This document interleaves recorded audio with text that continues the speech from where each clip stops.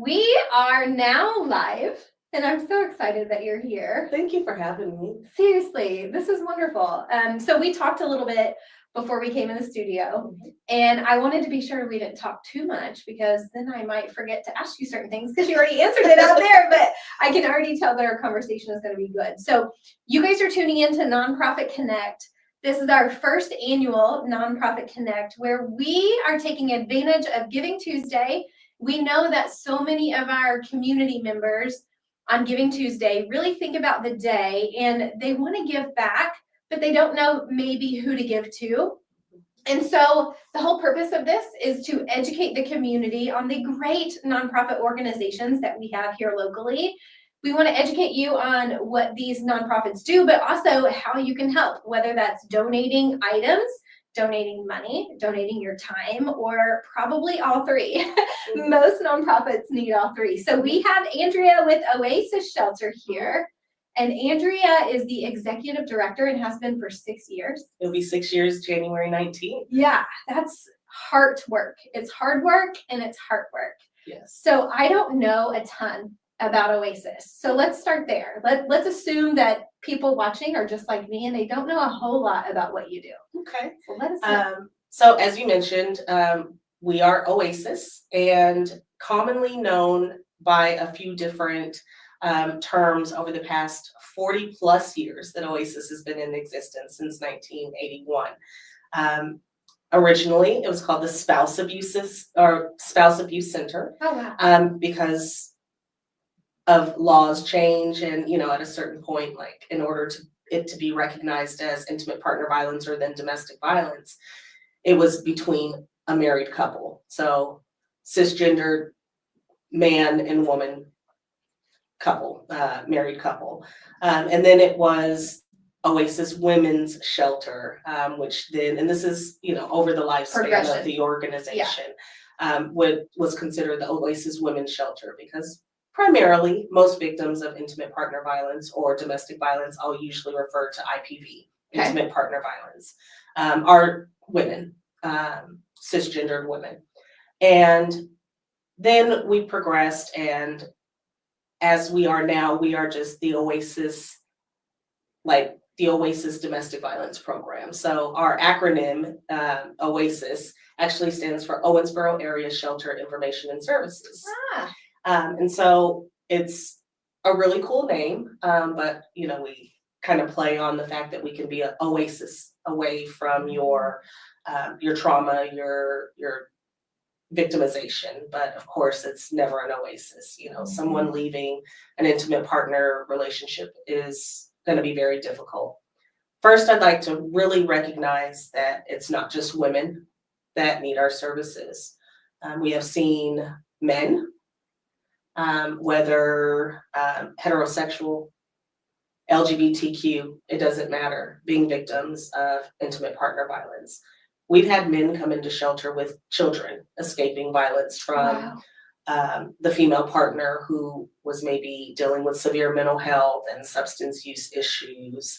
And, it's, you don't want to necessarily, maybe the male victim didn't want to necessarily put her out of the home, but needed to escape for the safety of the children. Kudos to him for saying, hey. Isn't that a big deal? It is a big deal. Because, honestly, it's hard enough for any person to acknowledge being overpowered and controlled by another individual. But, in our society, we hold men to this standard that they're supposed to be strong and, be the breadwinner and the protector.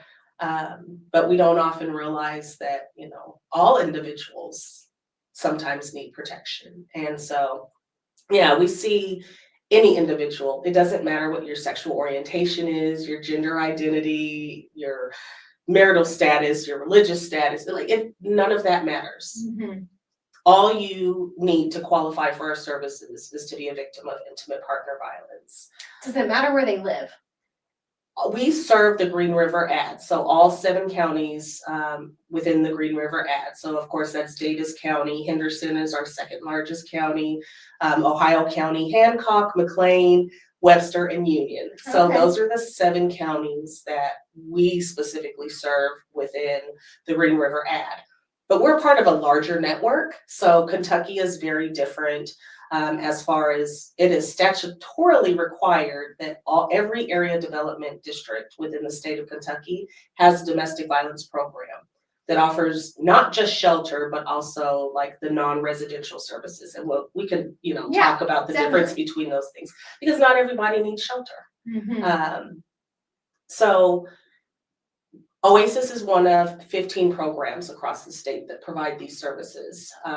And so we are all 24 hours with a 24-hour crisis hotline. The lights are always on. You can always reach us.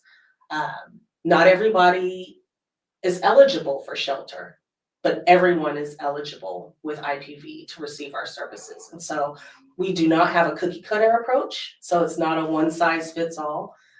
For many years, especially when we first started in 1981, we started as one room in the Mary Kendall home. They were the first true partner that, helped us. And then we grew and grew and, we recently moved to where we have a new campus now. We actually, after barely surviving the pandemic, then had to move out of Rolling Heights, where we had been for almost 27 years. And so that's been really difficult, but it's also been the biggest blessing because we actually have changed what shelter looks like. So a lot of shelters are congregate, where you're all sitting in, it's shared space, it's communal living. So you might have one room with 10 beds. But with the pandemic, we learned a lot about keeping survivors safe, and we also heard what their concerns were. People wouldn't leave their abusive situations because the abuse, they knew what to expect, but during the pandemic, they didn't know what to expect. Sure. And so now you had life and death no matter what you did. So we actually now offer a combination of, we're actually the first to do this, but it's called non-congregate shelter. And so we still offer shelter the same way, but most individuals stay in their own quarters. So we actually have apartments. And so they have their own kitchen and their own bathroom. And we were able to do that because we were able to say, if we have people in their own apartments, then with a pandemic, you don't have to worry about quarantining or isolating. It allowed people to be in their own space. So do you have community areas too? We do. Okay. Yes. And that's more of like an intake, short term, just emergency, right. And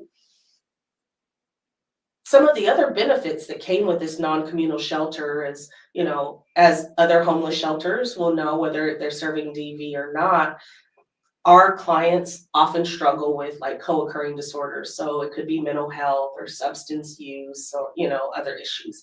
Having children that, are on the spectrum or have special needs, or just having a newborn baby. Life happens, right? Absolutely. People are lifing.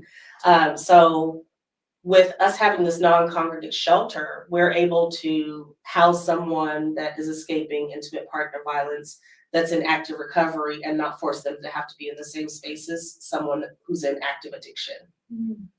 Or, someone who is maybe on the spectrum, having them room with someone who has 4 kids and maybe a baby has colic and is up, and that would be a disaster. triggering. Yeah. So we, like I said, we're part of a network of the 15 programs across the state. We all have the same core basic standards that we operate off of, but all of our programs are a little different. Not that I want to plug Greenhouse 17, but they're a farm to table program up in Lexington with an executive chef.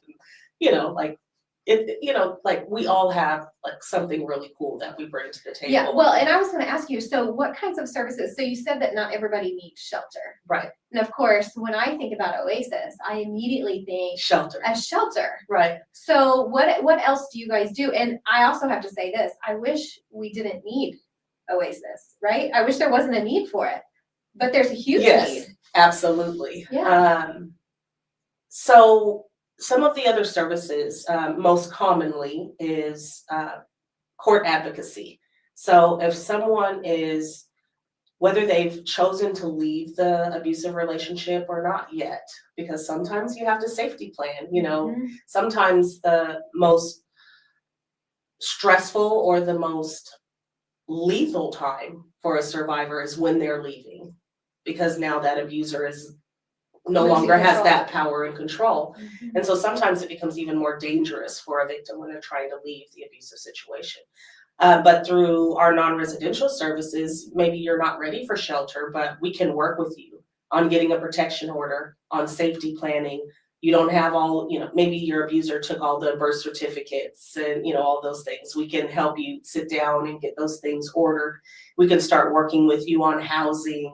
Because essentially, our motto is like, we want to keep people safely out of shelter. By the time you've come to shelter, you've already lost everything. You literally only have the clothes on your back. Mhm.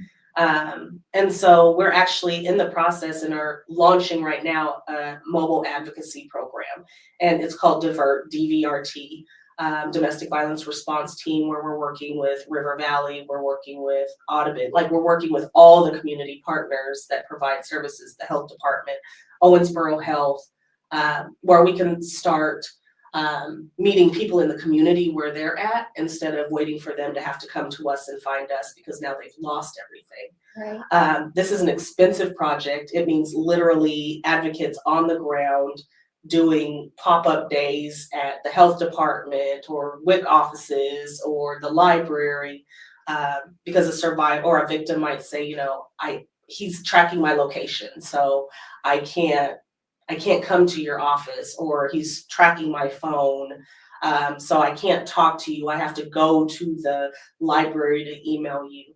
We can go and meet you there. Or if you have parent-teacher conferences, we can coordinate to come and meet with you while you're out at parent-teacher conferences, so it doesn't create that suspicion. And then we'll, be able to work with that victim to plan Mhm. what's best for them. And maybe that's shelter, maybe it's relocation, maybe it's pressing charges for, something that's And that's happened. scary. So very, very scary. Mhm. We also provide, like I said, housing services. So the majority of the clients that use our housing services are people that have come into shelter, but we also have emergency financial assistance that we've been able to create over the past couple of years. So, to keep you safely out of shelter, instead of you having to literally get an eviction notice to be able to get assistance, where in a lot of, programs, like you have to show an eviction notice, right, to be able to get assistance, or show that you have a disconnect notice to get, a utility bill paid. We're able to help with, okay, let's We don't work. want you to hit rock bottom. Right, like we want to help you through all of those pieces, so we can work on, keeping you in your home. We can help you with getting the protection order. And then the kids aren't having to move schools, because serving 7 counties, if somebody lives in Hancock County, to come to shelter to us in Davis County means they have to leave their support system and their jobs and their families. And so we're focusing more on housing and supportive services in the community, but shelter will never go away as long as it's needed, because that still needs to be a safety option. But the majority of people that come to us, it's because they don't have the financial resources to sustain, because their abuser was the primary income earner. And so now they can't pay all the bills by themselves, or they got a protection order, so he's no longer paying, the rent or the mortgage. And so we try to, just meet with people individually to provide those wraparound holistic services so that we can meet your needs and a whole approach for long-term success. So. What a blessing you guys are to women, and obviously the men too in those situations. Yeah. So obviously what we're doing today is to get you support, and whether that's financial or volunteers, but I still want to dive a little bit deeper, because there might be somebody who's watching this who's in a situation where they know they need to get out, but they don't know how. So you were talking about how sometimes these abusers are tracking their location, listening to phone calls. If somebody's watching this right now, or somebody has a friend who's watching this right now, and they're in that situation, how do they safely reach out to you so that their partner doesn't know what's So, happening? We're actually working with this company with this new software, which we are hoping to have launched, especially with our DVRT program, the Divert program, within the next couple months. But right now, the crisis hotline is 24 hours a day. If you call and you have to hang up, we're not gonna call you back because we don't know if your abuser Right. has grabbed the phone. Mhm. We won't call unless we have your permission or you tell us it's safe to do that. But you can call us whenever you can. There's, like I said, it's 24 hours a day, 7 days a week. And that number is 270-685-0260. You can reach us on our website.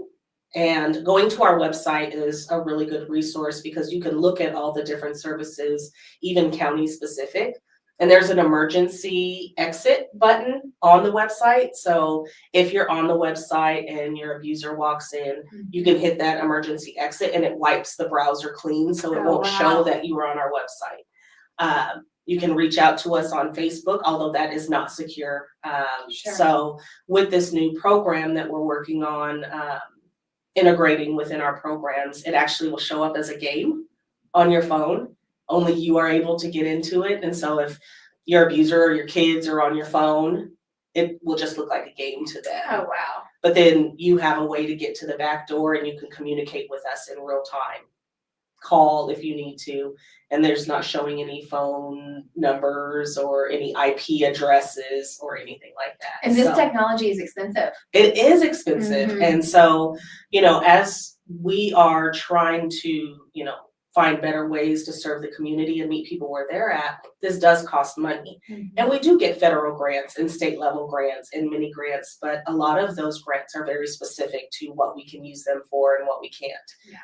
And then post-pandemic, we saw like every nonprofit that you're going to talk to today is going to be able to, share in this. Like we saw significant cuts in funding because our whole country literally had to shut down. Yes. Like revenue stopped. So like we understand that. And so, we all have this obligation to still maintain services, but it's becoming increasingly difficult to serve as many people. When people are going through a hard time and the economy's down and people are losing their jobs, I would think domestic violence increases. Oh, it went up. Right? We found it to be even more volatile for clients because not only were clients stuck where before they got to leave for work or their Right. abuser would leave for work, Mhm. and the kids would go to school. So if you think about it, from everybody being stuck in the house, not only did people not have access to food or toilet paper. I mean, I know that was like a big joke for everybody, right? Like the whole toilet paper thing.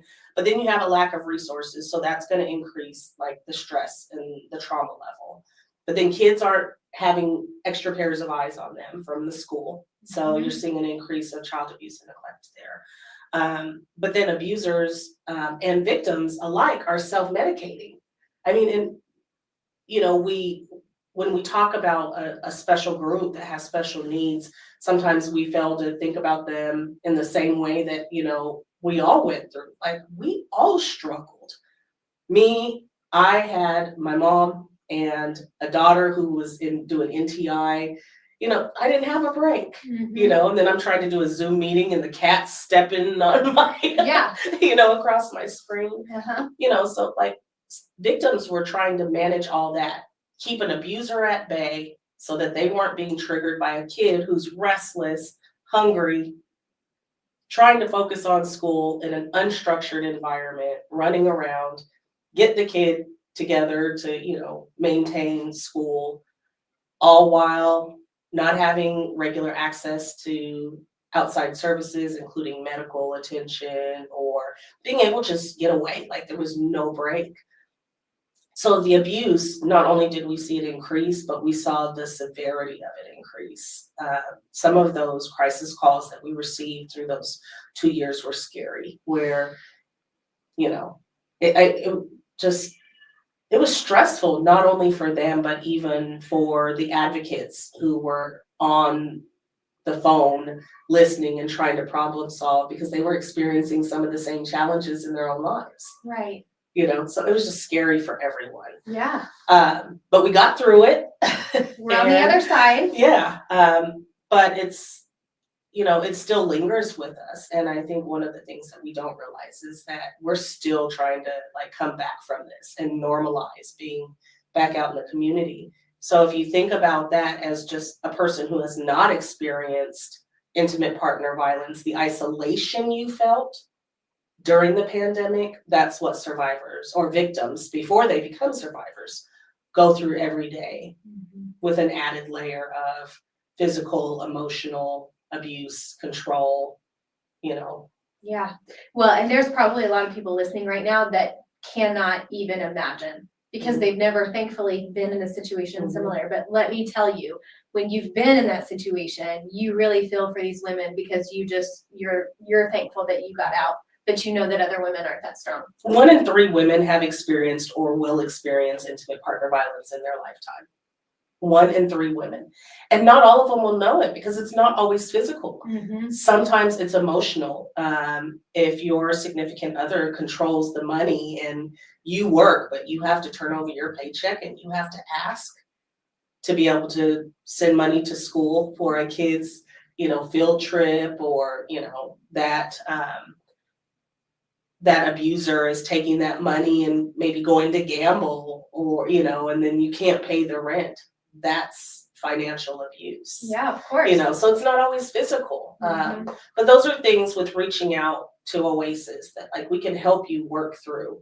We're going to meet you where you're at. We're going to go at your pace. And every time anyone calls us, it is 100% confidential.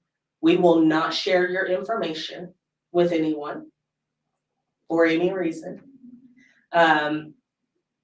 My board chair is not, who's the deputy chief of police, you know, hates that, you know, I say this, but, you know, we can have somebody in shelter that has a warrant and then law enforcement might find out that they're at the shelter, and law enforcement will call and say, hey, I've heard this person is here. And our response will always be, we cannot confirm or deny. Because you have to keep them safe.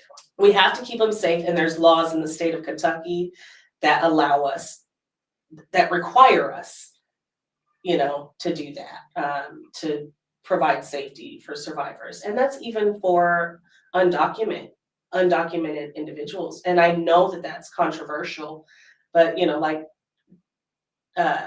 Deputy Chief Winkler knows, like if we have someone who we know is struggling with legal issues of their own, we work with legal aid. We have a contract and a grant with them where we get people connected with services. If they can't get legal aid, we've even been known to pay a retainer for an attorney. But if they have a warrant, we'll like work with that individual at their pace and let them know, like we'll work through this with you. We have so one very important thing to note for everybody who's listening is if you have a warrant for your arrest, if you've not done life the way maybe you should have, but you find yourself in a situation where you're being abused, you can still find help. You can still get safety and help from us. Yeah, just because you're in trouble with a law doesn't mean that OASIS can't help. And we recognize, I mean, there's times that abusers have forced and coerced their victims into doing things that have caused them to have legal issues. And so understanding like that, the cycle of power and control and abusive coercion, we're specialized in that, you know, and we're grateful that like the state of Kentucky like recognizes that and, you know, budgets money for us to do the work that we do. So no matter what, like if someone needs services, it's not always has to be shelter, you know, but we also have a full-time therapist that'll work with survivors. We do not do unification therapy.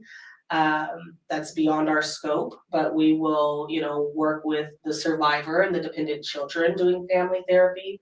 And our clients don't pay for anything, not a single penny. We don't charge Medicaid or insurance for our therapy services. You can come in and receive our services on whatever level you need, completely free of charge. But that's why the money is really important, you know, because our grantors, they allow us to do quite a bit.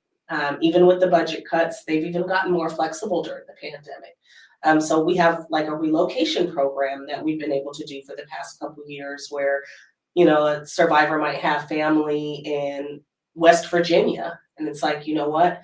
My abuser is stalking me here and I need to get out of town. I'm not safe here. But that's not a reimbursable expense, you know, Right. because I can't give someone a gift card and say, well, here's $100 to pay for your gas and food. With the only way I can get that reimbursed by my funders is by providing a receipt, you know. But you know that's what they need. They need the gift card. They need to go. Yeah, you know, or to get their vehicle fixed. You know, maybe that's not even a relocation. Maybe it's, I don't have brakes on my car, so I can't get to work. And if I can't get to work, I can't pay my bills. Then it's really gonna get bad at home. Or I have to go back to my abuser. Right. Yeah. And the abusers will use that. Absolutely. They'll use that financial control to keep someone stuck. And so when we provide that holistic approach to saying, you know, like, we may not be able to check every box, but I mean, we have great community partners, you know, like if we have a survivor that's working through that, like being able to say, okay, like, you know, you have to work a little bit later in the day. Let's help you get the girls into Girls Inc. Or get the kids at the Boys and Girls Club so that, you know, and then while they're doing that, you know, you can be at work, or, you know, we have youth advocates that'll work and help, you know, provide those services for kids. And I mean, that's another thing that's really scary because in Kentucky, you know, we have this automatic like 50-50. Like if you leave your partner, abusive or not, there's a custody share of 50-50. If a survivor is forced between choosing leave my abusive partner or be with my kids 100% of the time, you know, I'm not gonna wanna leave my abusive partner where my kids are gonna be there half of the time, knowing that they're at a higher risk Right, and I can't of be there to abuse and I protect can't be there. So we have to stop criminalizing victims or penalizing victims for why they don't leave and start listening to more of why they can't leave and then filling in those gaps. And a lot of times it's that access to services. Housing is a big thing. My next meeting right after this is, I mean, it's talking about housing. Like people need housing. And if we had housing, we have less people needing to be in shelters. I love that you touched on these other organizations like Girls Inc. Like these nonprofits are helping one another tremendously behind the scenes. And I think that's something the community, because I didn't really think we're about all on each other's speed dials. Yeah, you have to be. Yeah, Because we can't do it one alone. nonprofit can't do it all. That's amazing. Yeah. So I wanted to touch on one more thing, and I know this interview is dragging out, but we'll wrap it up here in a second. But we are between Thanksgiving and Christmas. What does that look like for victims of domestic violence? It's a really, really hard time for survivors because during the holidays, you want to do a lot for your family. You want to be able to provide, you know, meals. You want to start purchasing gifts, decorate the house, and maybe you don't have the means to do that. Survivors and abusers might be experiencing grief and loss, especially victims, because maybe they're isolated from the rest of their family because their abuser has isolated them. So they don't have those family connections. So then that can create seasonal or, you know, holiday depression. Also, the kids are no longer in school, they're at home. So you don't necessarily have access to those meals or that break during the day. So we see stress levels actually increase. And oftentimes by the abuser, or sometimes, you know, like that self-medicating, either, you know, we start seeing an increase in alcohol or drug use, or mental health issues, depression, which all feed into like the escalation of abuse. So we see a lot of people that actually end up needing our services a lot more during the holidays. Not only because of a lack of resources during the holidays, but also because of just their own personal emotional you know, issues that. People are more stressed out. Even people not facing domestic violence. Exactly. They are also experiencing hardship during Mhm. this time of year. Yeah. There's so much on families these days. Yeah. And I mean, let's be honest, even like past pandemic, I mean, food is expensive. Absolutely. I mean, it is super expensive, and, you know, our government agencies, they do what they can, but, you know, access to resources are just not the same. So your soup kitchens, your food pantries, and your churches are, you know, gonna have a higher need of providing meals to the clients that they serve, so that they can have a turkey or a ham or maybe just even food. Yeah. You know, and so it's no different. Our capacity, we have about 75 people that we can serve in shelter, and then we also have transitional housing units and um, clients that are in our housing program where they can find their own apartments or houses, and we pay rental subsidies and assistance, you know, with utilities and all of that. But we try to still support them because, again, we don't want them to go back to their abuser. Yeah. You know, and so even though we're able to help them partially with being able to maintain outside of that abusive relationship, there's still a lot of needs, you know, that they have. Christmas gifts, you know, just again, the kids being home for the holidays and not being in school, there's, you know, that higher need for food and activities, you know. It's so glaringly obvious to me your passion. Yeah. Like it just exudes from you. Well, and I think, you know, of course we want people to donate gifts for kids, you know, right? Because that's awesome. Like, Yeah. right? Don't we all want something under the tree?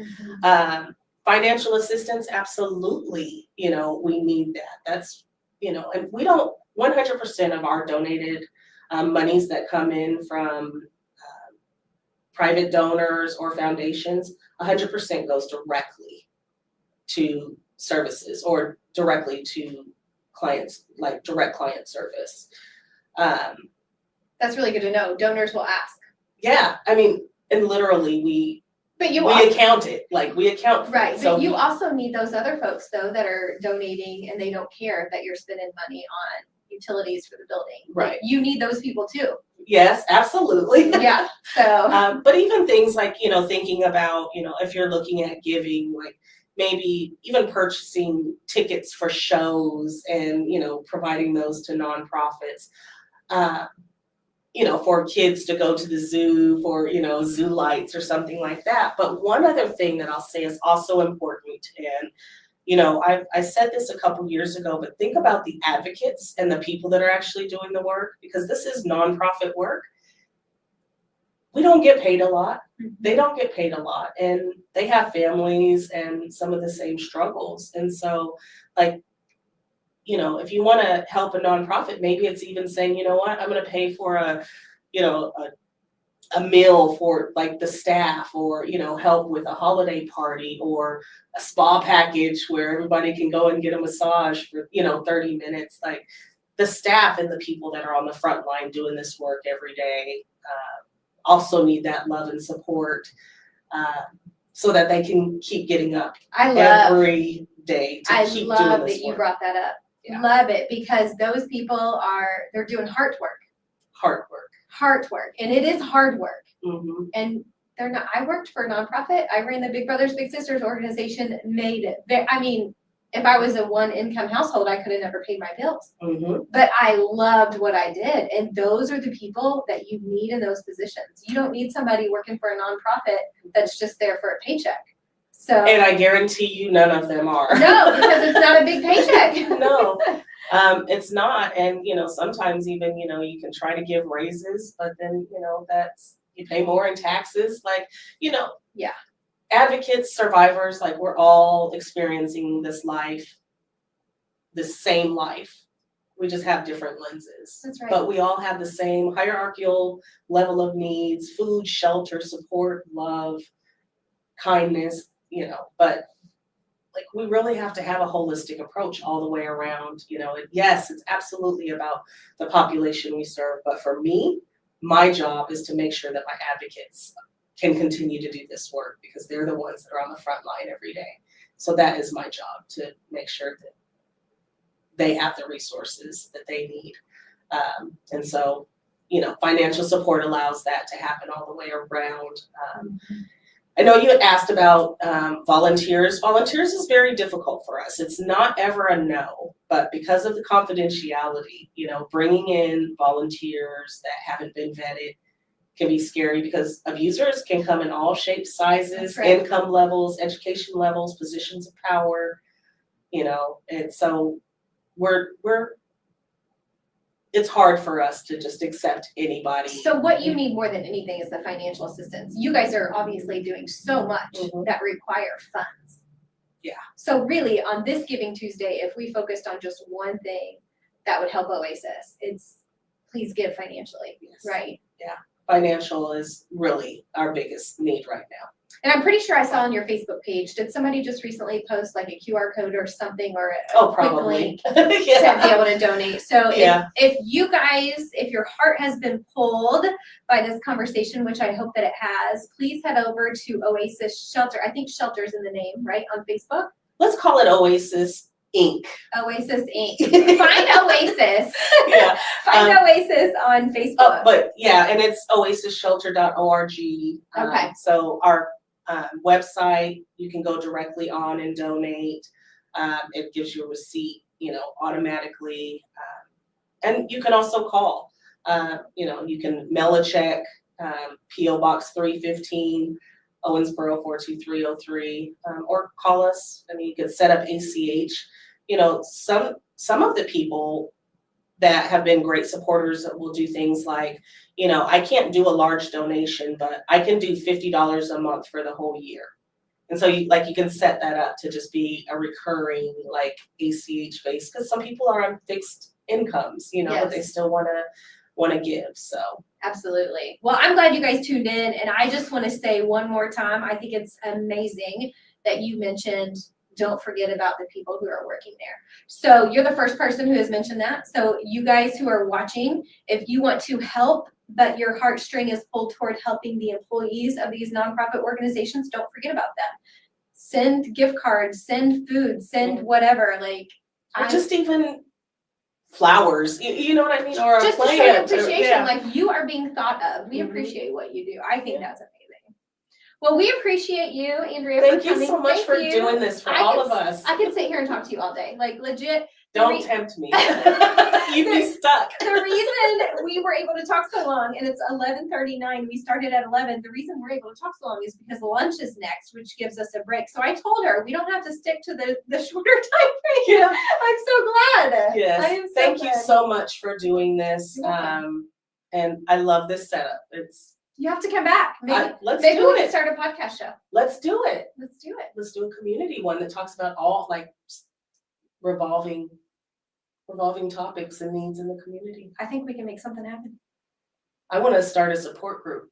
Yeah. For people who are dealing with survivors or victims. I actually had a conversation with a board member about that, kind of like Al-Anon, you have the family members who are trying to deal with someone in substance. What if we, created something there? Well, yeah, because if you've never been through domestic violence and you're having to talk to them, what do you say? I can see why that's very needed. Yeah. Interesting. See, you're doing good things. I love it. I have a great board and my staff are amazing. We couldn't do this work without them. I mean, it really is a whole team approach. So I'm just one piece of the pie. I mean, they really. You're a big piece though. Don't discount yourself. I just work there. I know your type.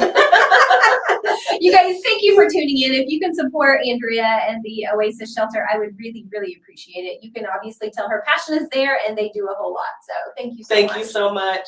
Have a great Giving Tuesday. We'll be back at 1 with Girls Inc.